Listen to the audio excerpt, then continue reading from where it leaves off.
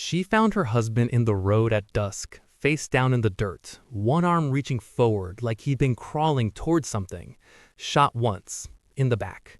Clean and deliberate. The kind of shot that isn't anger, isn't desperation. It was a message written in a language everyone in Dusthallow understood perfectly. She knelt beside him in the red dust and did not scream. She did not call for help. She turned him over, closed his eyes with her thumb and forefinger, and sat there until the sky went dark. Then she went inside, found what he'd hidden in the false bottom of his writing desk, and began to wait.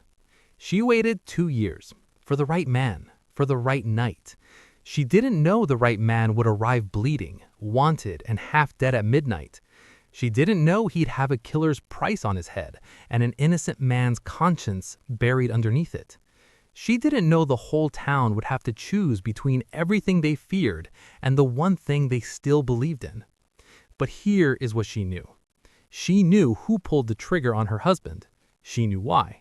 And she knew, with the cold, patient certainty of a woman who has already lost the worst thing, that one night it would be time to make it right. That night was tonight. Before we go any further, Fald, drop a comment below with your country and what time it is right now where you're watching. Whether it's sunrise in Nairobi, midnight in New York, afternoon in Canada, or evening in France, Moose, I want to know. Don't just sit back. Tell me where in the world you are. Now, let's dive into the story, and hey, please don't forget to subscribe to Outlaw Chronicles. He hit the door at midnight, as if something had thrown him. The whole frame shuddered. 2 lanterns swung on their hooks, tins rattled on the shelves. And then he was inside the general store. Mid-40s, silver bleeding through black hair, a scar running white and old from his jaw to his chin, bent double with one hand gripping the door frame and the other pressed hard against his left side. The blood came through his fingers dark and slow, the way it does when something important has been hit. He looked up at the woman behind the counter. She looked back at him. She did not reach for her gun. On the wall beside the window, pinned over an old calendar, was his wanted poster.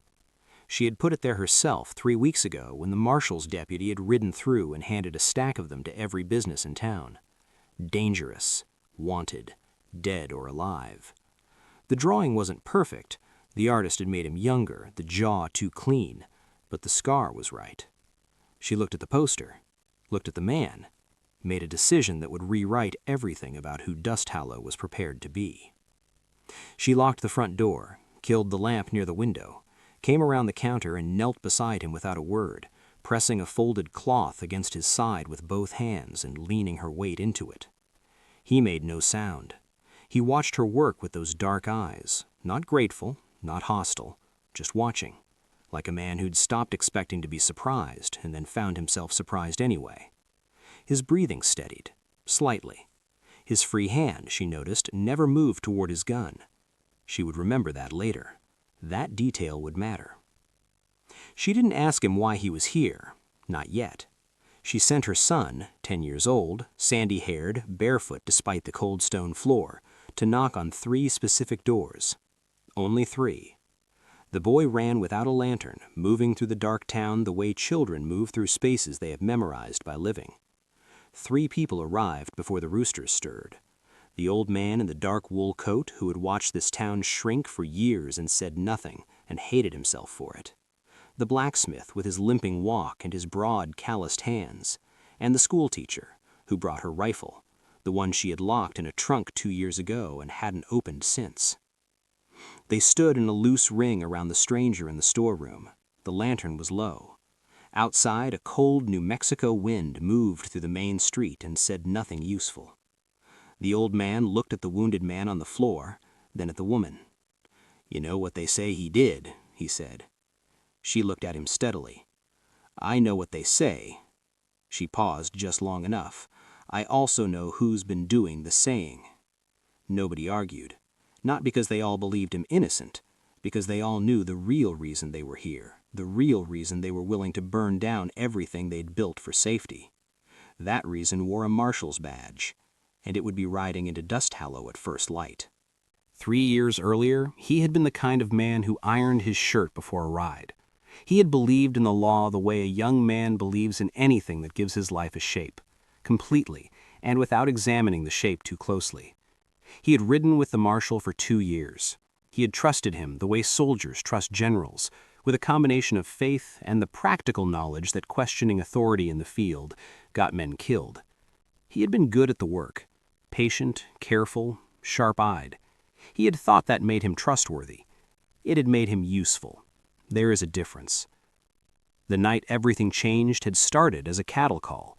That was what Dre had told his riders. Stolen cattle, a reported thief holed up in the valley below Redstone Creek. They rode out at dusk, 6 men, the late sky going purple over the canyon rims. He noticed early on that they took an unusual route, wider, avoiding the creek crossing where a thief would logically camp. He said nothing, filed it away. That was his habit. Notice, file, wait. When they crested the final ridge and the valley opened below them, he saw not a thief's camp but a farmhouse, 3 lanterns burning, a family at the table through the window. A man, a woman. 2 children were small enough that their feet didn't touch the floor when they sat. He pulled his horse up at the tree line. Something cold and specific moved through him. He looked at Dre, riding ahead, and watched the marshal's face catch the distant lamplight and settle into an expression he would spend 3 years trying to describe. It wasn't anger. It wasn't excitement. It was the flat, unhurried certainty of a man arriving somewhere he had planned to be. Dre raised one hand, and the riders spread out. The gunman's horse shifted beneath him. He put a hand on the animal's neck, steadying it or steadying himself. He was never sure which. What happened took 4 minutes, maybe 5. He sat frozen in the tree line with his hand on his gun and could not make himself move. He would carry the weight of that stillness for the rest of his life, heavier than any wound. When it was over, Dre walked out of the burning house holding a rolled land deed, brushing ash from his sleeve. He looked back at the tree line, found the rider's eyes in the dark, and smiled. Not the greeting kind. The kind that says, "You are mine now," because you watched and did nothing. He was wrong about that last part, but he had 2 years and a head start before the rider could prove it. He rode 3 days to reach the federal office, barely sleeping, rehearsing his words in the dust and the dark. He arrived to find Dre already there, already smiling, already pouring coffee, already 3 steps ahead. The wanted posters had been drawn before sundown. 4 murders, a burned family. His face is on every board in the territory. He stood outside the federal building in the late afternoon heat and understood with sudden grinding clarity that justice was not a fixed point. It was a living thing, and it could be bought. He ran before he made it worse, but he ran south, toward a name the dead farmer's neighbor had mentioned once, a letter being kept somewhere by a woman who had already lost everything, a letter that could end it if he could stay alive long enough to find it. Dusthallow had been a real town once. That was the hardest thing, not that it had decayed from the outside, but that it remembered being alive. 15 years ago, the church bell rang every Sunday and on the birthdays of every child in the valley. The creek north of town ran clear enough to drink straight from the bank. 2 competing general stores meant prices stayed honest and owners stayed sharp. A hotel with ironed curtains in every window. Enough children on the main street to make noise a permanent condition of life. People had come for the copper mine and stayed because the valley was genuinely beautiful in spring. That was real. That had existed. The marshal arrived 8 years ago with a federal appointment and a handshake that made the older women trust him instantly. The first year was nearly good. He settled disputes cleanly, kept a drifter from burning the livery, and let people get comfortable. The second year, the levies started. Small ones. Municipal upkeep, he called it. Road maintenance. Then they grew. The pattern was patient, a season between each new demand, just long enough that each new burden felt almost separate from the last. Anyone who pushed back found their cattle missing, their credit refused at the bank in the county seat, their roof mysteriously leaking in a drought. Nobody could prove it. Nobody could prove anything. That was the genius of it. The widow's husband had been the loudest voice left. He was not a fighter by build or temperament, a former school teacher who had become a merchant, a man who solved problems with paper and logic and careful, documented truth. He had spent 6 months gathering evidence, organizing it, writing it into 6 tight pages of dates and names and amounts and events. He had sent copies to 3 different offices in the territory. Then he had sent a final copy north to the federal district. 3 months after the last letter was mailed, he was found dead in the road, 1 shot in the back, clean and deliberate. The marshal arrived at the scene before anyone else, looked down at the body with an expression of practiced concern, and called it a robbery. He had looked up at the widow who stood 10 feet away in the road with her son at her side, and he had said, "I am so sorry for your loss. He was a good man. We'll find who did this." And he had held her gaze for just a half-second too long to make certain she understood every word he hadn't said. She did. She understood completely. And she held his gaze back for her own half-second and let him see something in her face that he might have called grief if he'd been a different kind of man. He wasn't. He recognized it for what it was, patience with a very long fuse, and filed it away as something to deal with later. He had made that mistake before with people he underestimated. He made it again now. Dusthallow shrank, not from people leaving, from people hollowing themselves out, scooped clean by dread and the specific exhaustion of never feeling safe. The church rope was cut and nobody replaced it. The school teacher locked her rifle and tried not to look at things too carefully. Children were pulled indoors before sundown without being told why. Curtains were kept closed, voices were kept low. The town had not disappeared. It had just decided, collectively, that existing quietly was better than not existing at all. They had made that trade so gradually that most of them had forgotten making it. Until tonight, when a bleeding stranger's arrival and a widow's cold, patient decision asked them all to remember what they'd given up, and whether they wanted it back. Dawn was still 2 hours away when the gunman finally sat up. He did it slowly, with the careful discipline of a man rationing his pain, testing each degree of movement before committing to the next, jaw tight, eyes steady. The woman had cleaned and bound the wounds with a competence that wasn't learned from books. She had learned it from the specific anxiety of a woman who knew violence might come to her door and wanted to be ready when it did. She set a tin cup of black coffee on the crate beside him, without asking if he wanted it. He picked it up and drank without thanking her. Neither of them seemed to notice the absence of pleasantry. It wasn't rudeness, it was efficiency. He looked around the storeroom in the lamplight, took in the dried herbs hanging in bundles from the rafters, the locked cash box behind a loose board, the small carved wooden horse on the shelf, a child's toy, painted once, the color mostly worn to wood by years of small hands. He looked at it for a moment longer than necessary. Then he looked at her. "Tell me about Dre," he said. Not a question, more like, "I know you already have something. Tell me what shape it's in." She appreciated that. She was tired of people who asked questions when they already knew what they were really asking. She told him about the taxes, the dead cattle. They refused credit. Her husband's letters and what happened 3 months after the last one was mailed. She told it plainly, without theater, the way you describe something that already happened and can't be made worse by the telling. He listened without interrupting, which she also appreciated, having spent 2 years surrounded by men who interrupted women the moment discomfort entered the room. When she finished, he was quiet.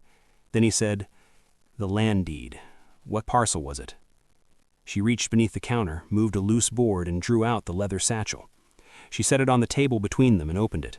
6 pages, her husband's hand, neat, small, unhurried script. The handwriting of a man who wrote as though permanence mattered.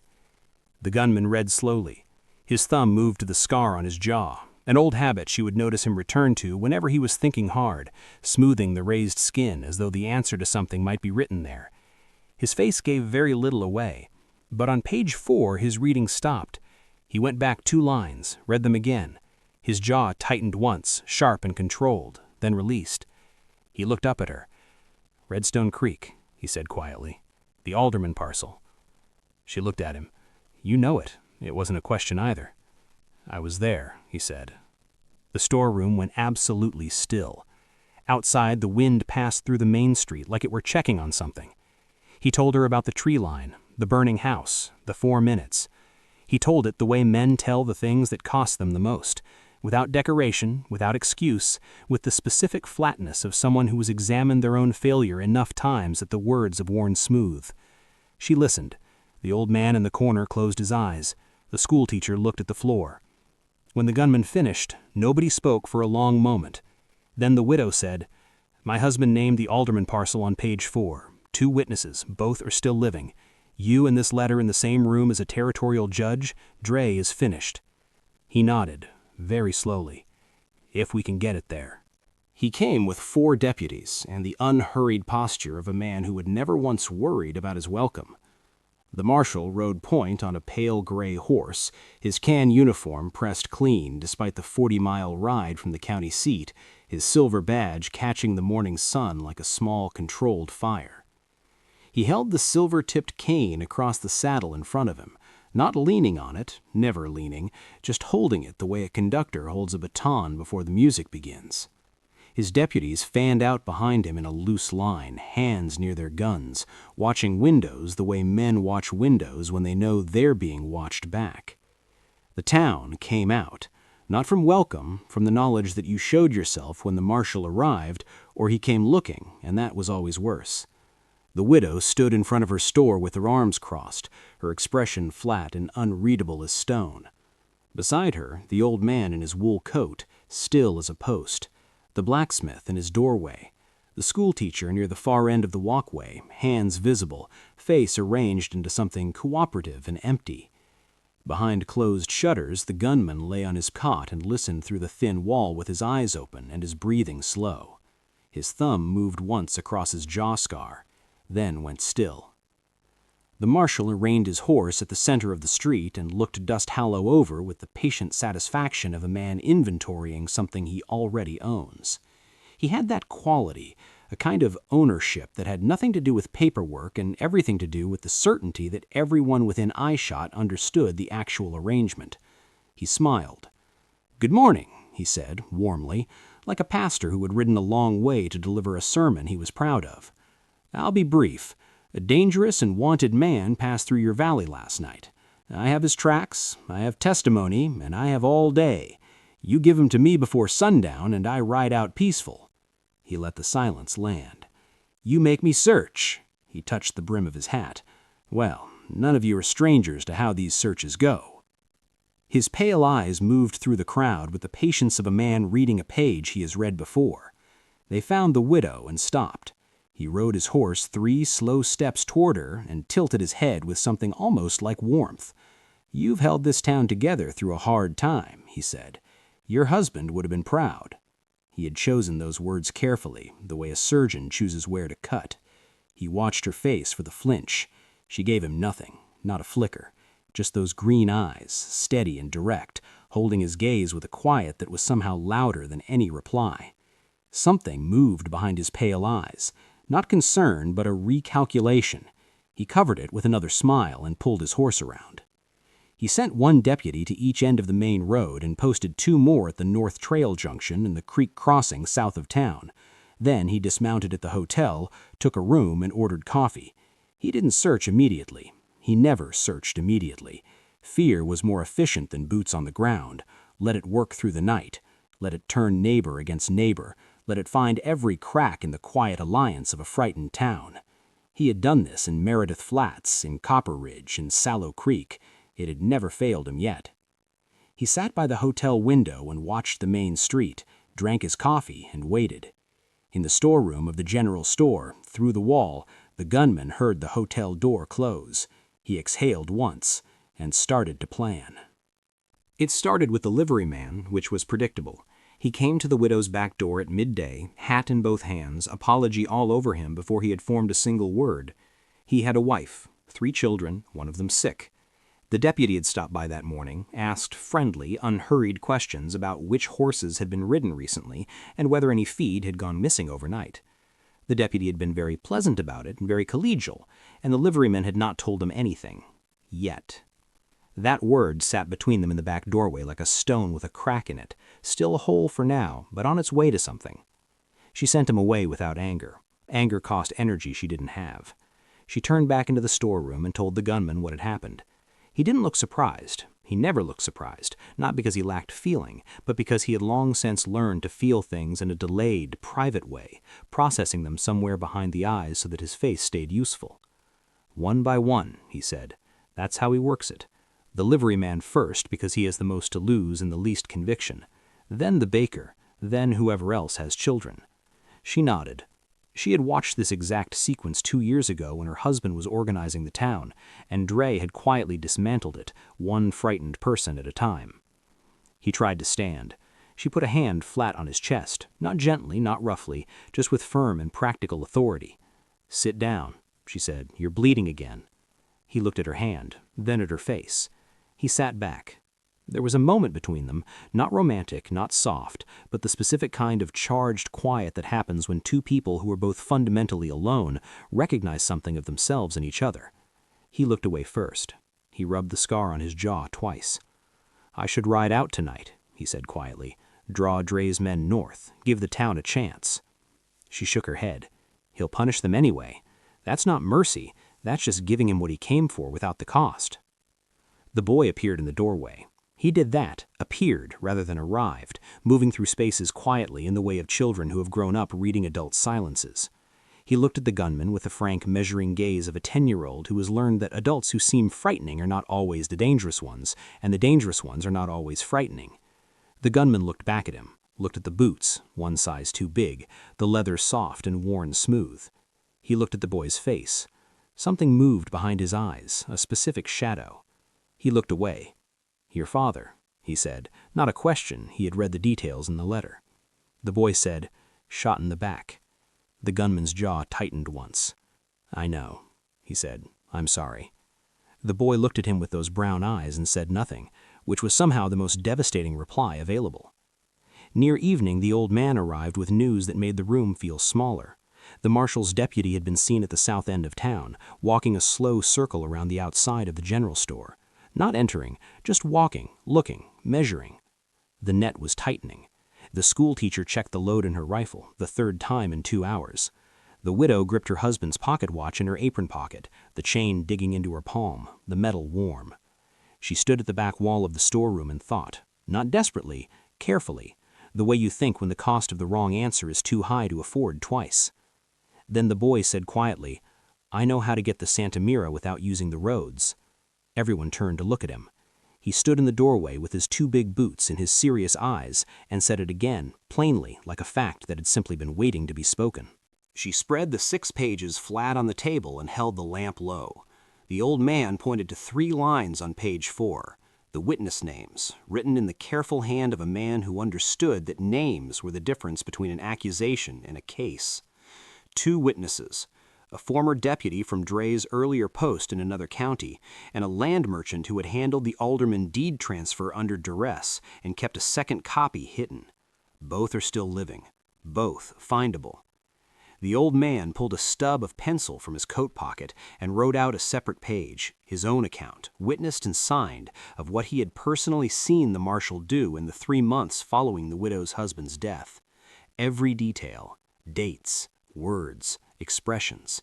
He wrote it without trembling, which surprised him. The gunman looked at the assembled papers. If these reached the territorial judge in Santa Mira before Dre gets word we're moving, he didn't finish the sentence. He didn't need to. Santa Mira was 60 miles south, the Gatling Pass at 40 miles and the Red Brook Crossing at 55, both watched by Dre's outriders, who had been there before the marshal even arrived in town. Any adult on horseback would be stopped within the first 10 miles. Any horse leaving the stable would be noted within the hour. The roads were closed. The marshal had been thorough as always. Thoroughness was his chief weapon, sharper than any deputy's gun. "Not the roads," the boy said again. He was still in the doorway. He had the patience of someone whose contribution had been overlooked before and had learned to simply repeat the truth until it landed. "The creek bed, south from the gully behind the tanner's shed. It runs dry all the way to the Mesquite Flats. No dust, no tracks worth reading, no sight line from the road. I've run it before, in the dark." The gunman looked at him for a long time, then at his mother. She was already looking at the boy with an expression that was not pride exactly. It was more honest and more complicated than pride. It was recognition. She was seeing her husband in the set of his chin, and it was costing her something to look at it directly. "He goes on foot, no horse. A horse means sound, means profile, means a dust trail someone can follow at first light. On foot, he's invisible. He knows every rock between here and the Mesquite Flats, and he's small enough that anyone who does see him in the dark sees a child chasing rabbits, not a courier. The gunman shook his head, not urgently, just once, with a kind of weary resistance. She turned on him before he could speak. Her voice was quiet and absolute. My husband wrote 6 pages knowing they might cost him his life. He wrote them anyway. Don't tell me our son can't carry them 60 miles. The storeroom went still. The gunman looked at her, then at the boy. The boy looked back, level, unafraid, and already gone in his mind, already running. They sewed the letter into the inside lining of his jacket with 4 quick stitches, a needle and brown fabric that matched the fabric. The widow did it herself, kneeling on the floor in front of him, her hands moving fast and steady, her face controlled into a calmness that cost her everything she had in reserve. When the last stitch was done, she held his face in both hands and looked at him for a long moment with green eyes that said everything and nothing. Then she let go. The boy pulled his jacket straight. He checked the stitching with 2 fingers without looking down, just feeling for the seam. Then he looked at the gunman. The gunman met his eyes and said, low and direct, "Stay in the creek bed until you can't any more. Run when it's clear. Don't stop for anyone." The boy nodded once. He turned and slipped out the back door into the dark without a sound, and the night received him like it had been waiting. He dressed slowly and with precision, the way he always dressed for things that mattered. Charcoal shirt, leather vest, buttons fastened from the bottom up, old habit, no reason. The duster coat, dust-caked and road-worn, settled onto his shoulders with the familiar weight of something he had lived inside for 2 years. He rolled the right shoulder, felt the wound in his side pull hot and tight. Manageable. He had ridden worse. He checked the silver-handled revolver, cylinder, load, hammer, with the automatic efficiency of a man for whom this was not bravado, but maintenance. He dropped it back into the holster without ceremony. The schoolteacher watched him from the doorway with her rifle across her arms, and said nothing. He turned to face the room. The old man sat with his hands folded in his lap, eyes sharp and old behind the lined face. The blacksmith stood at the wall with his arms crossed, breathing slow and deliberate, the way a big man slows himself down when he is frightened but refusing to show it. The widow stood near the back shelf, one hand in her apron pocket gripping the watch. She had not looked at him since the boy left. He understood that. He had watched her let her son walk into the dark and stay upright afterward. That was the bravest thing he had seen in 2 years of running, and he had seen considerable bravery. He did not say so. Some things collapsed under the weight of being named. "Here's how this goes," he said, low and plain. "I walk out the front at 9:30. I give him a face to look at, a confrontation to manage, something loud enough to occupy every thought he has until morning. As long as he's focused on the street, he's not thinking about a boy in a creek bed 60 miles south." He paused. "His deputies are posted. They'll go for their guns. I need you 4 to be in position before I step off the walkway." He looked at each of them individually. The schoolteacher, the blacksmith, the old man, the widow who finally looked at him. He held her gaze. He said nothing more to her specifically, because nothing specific was adequate. She gave him a small nod. That had to do. The plan was tight. The blacksmith would take the alley between the stable and the hardware store, an iron bar, not a gun. He had already admitted he would not fire on a man, and there was no point asking him to lie about it. The schoolteacher would take the saloon porch, 2nd floor landing, the best sight line on the street, covered on 3 sides. The old man would enter the hotel through the kitchen passage before 9 and position himself behind the marshal with a lantern. Light, that was his weapon, to take away the dark that Dre relied on. The widow would come out of the store door the moment the first word was spoken, no earlier. She would carry the shotgun that had lived under the counter for 2 years, loaded and patient since the night her husband was killed. He walked to the front door and stood with his hand on the latch. The old wound in his side pulsed with his heartbeat, steady and unhelpful. Behind him, the storeroom was silent. He thought about the boy in the creek bed, how far he'd be by now, whether his boots were holding up, whether the cold had reached the valley floor yet. He thought about a letter written by a dead man and carried by his son, and the specific terrible weight of that chain of events. He thought about Redstone Creek and a farmhouse burning, and a family at supper, and 4 minutes of frozen, unforgivable stillness. He thought about all of it in the span of a breath. Then he opened the door and walked out into the moonlit street, and the night closed around him like a fist opening.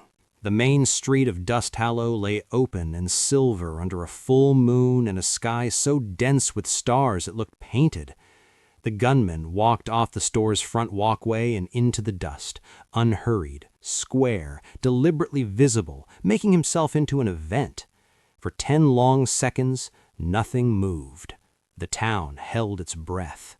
Then light cracked through the hotel shutters and the door swung wide, and the marshal stepped out into the moonlight, still in his tan uniform, silver badge catching the moon the same way it had caught the morning sun, as though its whole purpose was to remind you who was in charge of the light. He descended the hotel steps slowly, cane held across one arm, the 4 deputies fanning wide behind him. His pale eyes found the gunman in the street and he smiled. Not the performance smile he showed the town, but a smaller one, private and satisfied. This was the scenario he preferred, the open confrontation, where his badge was visible, where witnesses existed, where whatever happened next would have an official version. "Well," he said pleasantly, "here you are." The gunman said nothing. He stood 20 yards from Dre in the center of the road with his hands loose at his sides and let the silence accumulate. The marshal tilted his head. No speech, no last testimony. He was enjoying this. "Redstone Creek," the gunman said, loud, deliberately, carrying the words to every closed window on the street. "The Alderman family. You rode us out there on a cattle call. You burned the house. You took the deed." He paused. "I was in the tree line. I watched it happen, and I have spent 2 years finding the evidence to prove it." Dre's smile stayed perfectly in place, but something shifted behind his pale eyes, a quiet recalculation, gone in a fraction of a second. He raised one hand lazily toward his deputies. "Take him." 2 stepped forward. The gunman drew. 1 shot. The deputy on the left dropped his gun into the dust before he'd raised it, clutching his hand. Not dead, the gunman had aimed for the wrist, deliberately, and hit it exactly. The other deputy froze. The street crystallized into absolute stillness, dust hanging motionless in the air between the men. Then Dre did something no one expected. He reached inside his uniform coat, not slowly, not dramatically, and produced a small 2-shot Derringer, barrel up, already aimed. "I have been doing this a long time," he said quietly, almost gently, "and I am never without a second option." He fired. The blacksmith in the alley mouth cried out and went down, iron bar clanging on stone, a graze across his left arm. The sound of it cracked the stillness like a plate dropped on stone. Everything happened at once. The widow came through the store door low and fast, shotgun leveled. The schoolteacher fired from the saloon landing, not at Dre, but at the deputy reaching for his second gun, the shot pulling the man's hat clean off and stopping him completely. The old man appeared in the hotel doorway behind the marshal, lantern raised high, flooding the scene in amber light from behind, exposing Dre fully, eliminating every shadow he might have counted on. The remaining deputies looked at each other with the specific expression of men reweighing their loyalty against a changing calculation. Dre turned slowly in a circle, the Derringer still raised, and saw what had surrounded him. He looked at the widow's shotgun, at the schoolteacher's rifle barrel overhead, at the old man's lantern which illuminated him as clearly as a verdict. His pale eyes moved to the gunman last. "You have nothing that stands in a court," Dre said. His voice was perfectly controlled, smooth, certain, the same voice that had managed every room he'd ever entered. "A wanted man's testimony, a dead man's letter, a frightened town." He smiled his thin smile. "I have a badge and 20 years of federal service and 4 deputies who will testify to whatever I require." The gunman looked at him. "Tonight," he said, the same phrase he had used earlier in the store, and Dre heard the strangeness in it that he'd heard then. "Tonight, they don't have to." Somewhere south, invisible in the dark, a 10-year-old boy ran through a dry creek bed with 6 pages sewn into his jacket and the long, breathing dark on every side, running to the light. The territorial judge arrived at noon the following day in a buckboard, riding hard, 2 genuine federal deputies at his sides with papers that superseded every appointment Dre carried. The boy had covered the 60 miles in 4 hours and 40 minutes on foot through the dark, delivered the satchel to the courthouse clerk with hands shaking from cold and effort, and collapsed on the bench outside the judge's chamber. When the judge read what was inside, the 6 pages, the old man's signed account, the witness names, the Redstone Creek testimony, he had called for the buckboard before he reached page 4. The boy rode back wrapped in a borrowed blanket, asleep against the judge's shoulder before they cleared the Santa Mira limits. The marshal had spent the night in the hotel lobby, watching. His deputies were separated, 2 in the livery stalls, 2 in the church, none in communication with each other or with Dre. He had tried everything he knew. The first hour he tried charm, warm, collegial, expressing understanding for the town's difficult position, offering to make things comfortable if everyone would be reasonable. The second hour he tried a quiet threat, naming names, noting what he knew, reminding each person individually what they stood to lose. The third hour he sat still and silent, which was somehow worse than the other 2. Around 2 in the morning, the widow poured him a cup of coffee. Not from softness, she simply refused to be the kind of person who denied a prisoner coffee. He looked at the cup for a long time before he picked it up, then drank it in silence. The gunman's wound had reopened during the confrontation. The schoolteacher changed the dressing twice through the night, her hands steady in a way that seemed to surprise her each time she noticed it. Around 4 in the morning, he asked her why she hadn't fired her rifle during the standoff. She was quiet for a moment. "Because you didn't need me to," she said.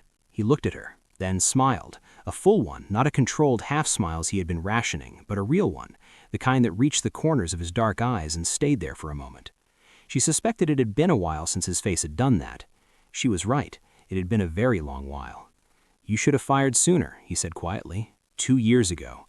She looked at the rifle in her hands. "I know," she said. Neither of them said anything else. The marshal was taken into federal custody at 2 in the afternoon, hands bound, badge collected by the judge personally. The judge held the badge a moment, looking at it, turning it in the light, then handed it to his deputy with a specific instruction. It was melted down that same week. The land deeds were traced across 7 counties over the following month, the alderman parcel, 4 others, titles returned where living heirs existed, compensation was arranged where they didn't. The 2 witnesses the widow's husband had named were found within 10 days, a former deputy living quietly in Arizona, a land merchant in Taos who had been waiting 2 years for someone to ask him the right question. He produced the second copy of the alderman deed from a lockbox under his bed without being asked.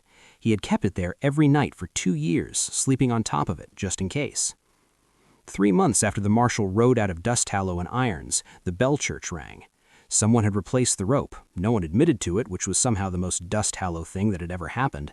People came out of their houses into the midday sun and stood in the street and just listened. Children ran toward the sound. The old man removed his hat. The schoolteacher put her rifle in the back of her closet, not locked, not in a trunk, just back where it used to live. The blacksmith's arm had healed clean. The liveryman had apologized so many times that the widow finally asked him to stop and just fix the back fence instead, which he did in one afternoon. The gunman's name was cleared by the territorial court on a Wednesday in late autumn. He stayed in Dusthallow 3 weeks after that, sleeping in the storeroom, helping where hands were needed, saying very little and doing considerable amounts of things. He taught the boy to read the stars in the evenings, sitting on the steps of the general store with the cold desert sky enormous overhead. On the morning he left, he saddled his horse before sunrise and brought it around to the front of the store. The widow came out in her blue dress, no apron, the pocket watch at her waist. She walked with him to where the main road opened up toward the red rock ridges in the wide south country. He mounted, she handed up the canteen. They stood in the early light, neither of them reaching for easy words, neither of them pretending the silence wasn't full, and looked at each other with a specific knowledge of 2 people who have held something together under immense pressure, and are only now, in the quiet afterward, understanding what it cost. He touched the brim of his hat. She held his gaze. He turned his horse south, and rode into a sky that was, at last, entirely open.